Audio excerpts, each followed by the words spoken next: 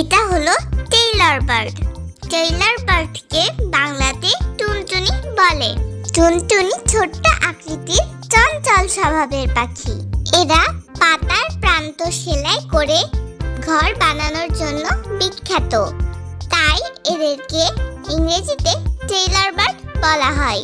এরা গাছপালা ও ঝোপঝাড়ে থাকতে ভালোবাসে এবং মিষ্টি সুরে গান গায়। এটা হলো হোয়াইট ব্রেস্টেড ওয়াটার হেন। হোয়াইট ব্রেস্টেড ওয়াটার হেনকে বাংলাতে বলে ডাহুক। ডাহুক সাধারণত খাল, বিল, পুকুর, জলাশয় কিংবা ঝোপঝাড়ে থেকে থাকে। এদের বুক সাদা ও শরীর ধূসর কালচে রঙের হয়ে থাকে।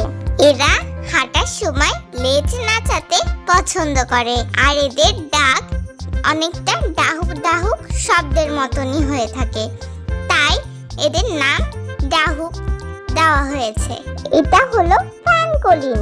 ফ্যানকলিনকে বাংলাতে বলে টিট পাখি। টিট পাখি মাঝারি আকারের মাটিতে বসবাসকারী পাখি। এরা সাধারণত খাল, বিল, ঝোপঝাড় কিংবা কৃষিক্ষেত্রেও থাকে।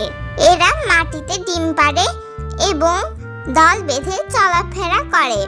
শিকারীদের কাছে এরা জনপ্রিয় হলেও প্রকৃতির কাছে এরা খুবই গুরুত্বপূর্ণ। এটা হলো কোকাটু।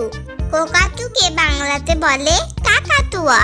কাকাতুয়া অস্ট্রেলিয়া ও আশেপাশের দ্বীপপুঞ্জের এক ধরনের টিয়া পাখি। এদের মাথায় বিশেষ ধরনের পালকের এক প্রকার ঝুঁটি থাকে, যা তারা খুশি বা ভয়ের সময় উঠিয়ে ফেলে। কাকাতুয়া খুবই বুদ্ধিমান, খেলাপ্রিয় ও মানুষের ভাষা নকল করতে পারা এক সক্ষম পাখি। এটা হলো শ্যালৌ।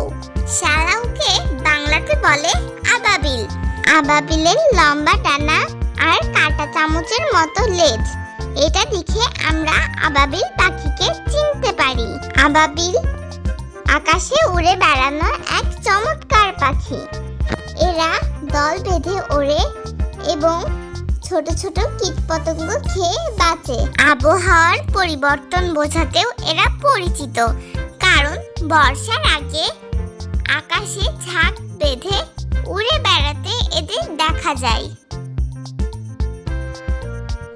হ্যালো বন্ধুরা, আশা করি তোমাদের এই ভিডিওটি খুব ভালো লেগেছে। এরকম আরো নতুন নতুন মজাদার ভিডিও পেতে আমাদের চ্যানেল